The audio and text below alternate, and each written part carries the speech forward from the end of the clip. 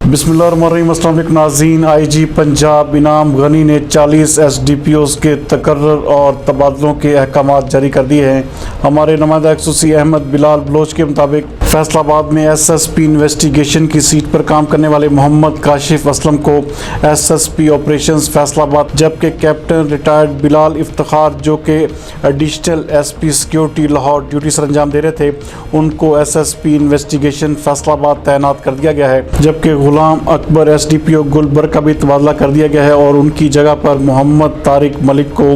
S D P O Gulberg Faisal آباد تعینات کر دیا گیا ہے۔ ناظرین، آپ کو ایک بار پھر بتاتے چلیں کہ ایس ایس پی انویسٹیگیشن محمد کاشف اسلم کو S S P operations Faisalabad, جبکہ ان کی جگہ پر کیپٹن ریٹائرڈ بلال افتخار کو S S P investigation Faisalabad تعینات کر دیا گیا ہے۔